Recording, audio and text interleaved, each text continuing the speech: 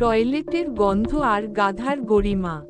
জঞ্জালের জীবন, শাস্তির প্রথম দিন। শিয়াল নাক চেপে, কাপা গলায়। আহ, এ কি গন্ধ!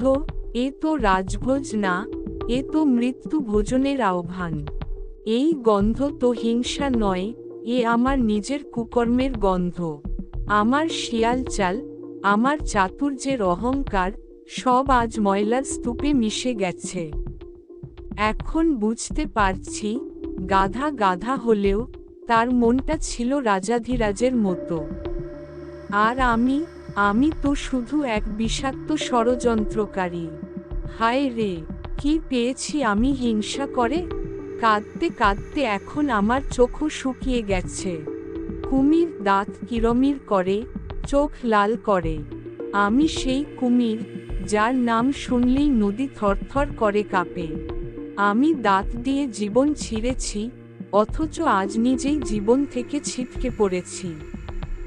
এই পচা ড্রেন পরিষ্কার করতে করতে বুঝি, আসল পচা ছিলাম আমি নিজেই। গাধার সরলতা ছিল তার শক্তি, আর আমার চাতুর্য ছিল আমার ধ্বংসের কারণ। ওর চোখের করুণা আজ আমার দাঁতের ধারকে দুর্বল করে দিয়েছে। আমি বুঝেছি, ক্ষমা চাইতে সাহস লাগে, আর সেই সাহস গাধার আছে, আমার ছিল না। ব্যাং! আমি ব্যাং, চিরকাল শুধু লাফিয়ে বেরিয়েছি। আজ আমার লাফ, আমার জিহ্বার বিষ, আমার পাকা বুদ্ধি, সব শেষ। আমি রাজাকে মেরে রাজা হতে চেয়েছিলাম। আজ সেই রাজার টয়লেট পরিষ্কার করে বেঁচে থাকার আশীর্বাদ চাইছি। গাধার ওই শান্ত মুখ আর গা ঝাড়া না দেওয়া ক্ষমা, ওই একটা জিনিসই আমাকে বারবার কাঁদিয়ে দিচ্ছে। আমি জানি না আর লাফাতে পারবো কিনা, কিন্তু আমি এখন ঠিক বুঝি, সততা না থাকলে সব লাফি পড়ে যায় খাদে।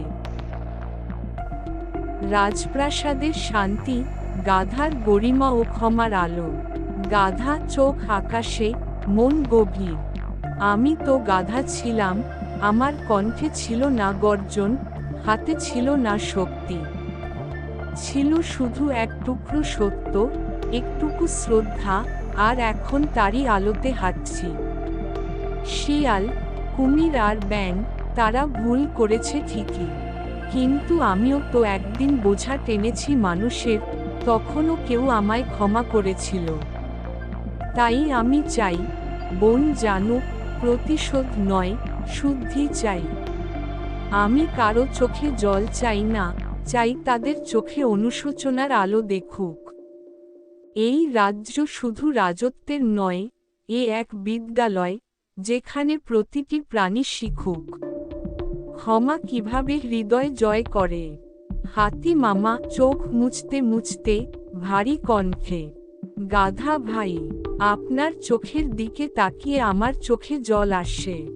আমরা সবাই তো শুধু শক্তির কথা বলি, কিন্তু আপনি আজ দেখিয়ে দিলেন, শান্ত শক্তি কাকে বলে। আপনার এই ক্ষমা, এই নির্ভীক সাহস, এই ধৈর্য, এ যেন এক জীবন্ত শিক্ষা। আপনি আজ শুধু রাজা না, আপনি তো এক মূর্ত আদর্শ। আপনার মতো যদি আমরা হতে পারতাম, তবে এই বন সত্যিই স্বর্গ হয়ে যেত। পুনর্জন্মের প্রস্তাব। 1 মাস পর। প্যাঁচা গভীর কণ্ঠে, ধীরে ধীরে। প্রিয় বনবাসীরা, আজ 1 মাস কেটে গেল, এই 3 পাপী প্রাণী প্রতিদিন কাজ করেছে, বিনা বিরক্তিতে। তাদের চোখে এখন আছে অনুশোচনার ছায়া। তারা বদলাতে চায়, ফিরে আসতে চায় সত্যের আলোয়। আমি চাই আজ তারা নিজেরাই বলুক বনবাসীদের সামনে কি শিখেছে। শিয়াল নত মুখে, গলা কাঁপিয়ে। আমি আজ কথা বলছি সেই শিয়াল হয়ে, যে একদিন গর্ব করত নিজের ছলনায়। কিন্তু আজ আমি বুঝেছি, সবচেয়ে বড় ছলনা নিজেকে ধ্বংস করার ছল। গাধা আমাকে শাস্তি দিল না, সে আমায় ক্ষমা দিয়ে জিতল। আজ আমি চাই, আমার প্রতিটি পদক্ষেপ হোক ওর শিক্ষার মতো। আমি আর ছল করব না, আমি এখন চাই সত্যের সাথী হতে। কুমির হতভম্ব গলায়, আমার দাঁতের চেয়ে বেশি আজ আমার চোখ জ্বলছে।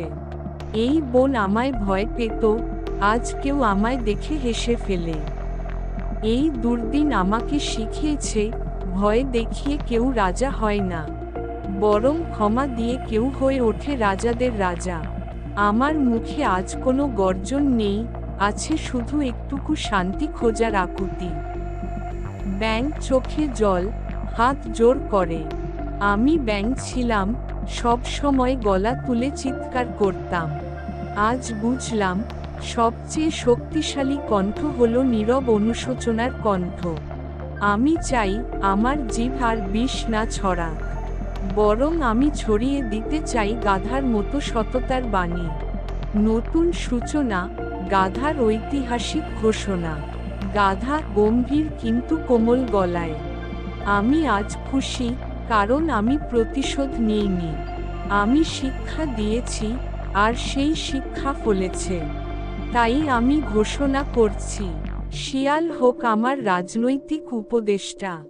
কুমির হবে বনরক্ষার প্রধান, সে জানে এখন শক্তির সংযম কেমন হতে হয়।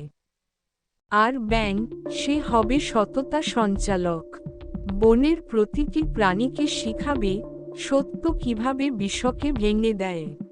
বনের উল্লাস ও উপসংহার, সব প্রাণী একসাথে চিৎকারে ফেটে পড়ে।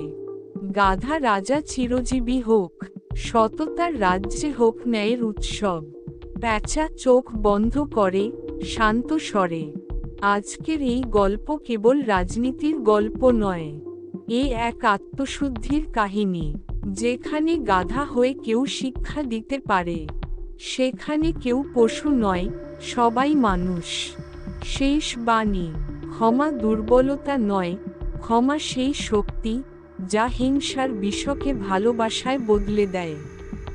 সত্যর পথ কঠিন, কিন্তু বিজয় তারই। আর গাধা, সে এখন শুধু রাজা নয়, সে এক ইতিহাসের নাম।